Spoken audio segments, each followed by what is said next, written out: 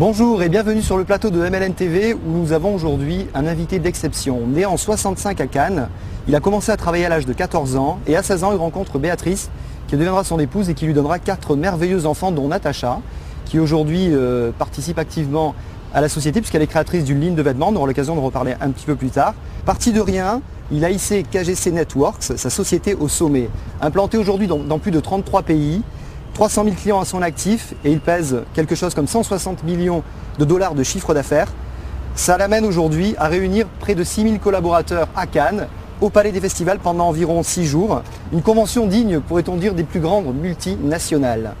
Il est sur le plateau de MLN TV aujourd'hui en notre compagnie, sous un soleil radieux, ce qui explique que nous portons des lunettes. Oui.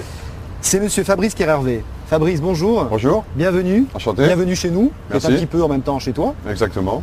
Puisque je crois que tu es originaire de la région. Absolument, j'ai passé une grande partie de mon enfance ici, à Cannes, Nice. J'ai encore mes parents et mon frère qui vit, absolument. Donc s'il explique... Et c'est la plus belle région du monde, regardez. Après peut-être les Bahamas où tu vis aujourd'hui. Ah oui, absolument. Les Bahamas, c'est un autre choix. On va dire c'est un choix, on va dire, de vie différent.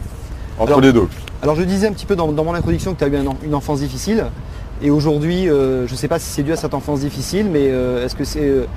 aujourd'hui tu vis quelque chose en fait, un rêve, quelque chose de magnifique, parce que l'ascension est plutôt fulgurante. Est-ce que tu peux nous parler de cette ascension justement? Moi, ascension fulgurante, je sais pas. Bon, j'ai 41 ans, bientôt 42, donc bon, c'est quand même pas... J'ai pas 20 ans, ni 25 ans, il y en a qui ont été beaucoup plus vite.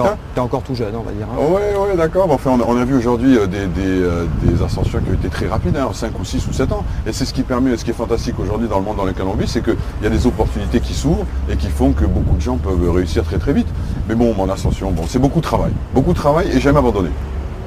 Beaucoup de rêves, beaucoup de passion, beaucoup de travail, jamais arrêté. C'est du 15h, du 20h, on va dire que les 35 heures pour moi, mardi soir, elles sont faites, au mercredi matin.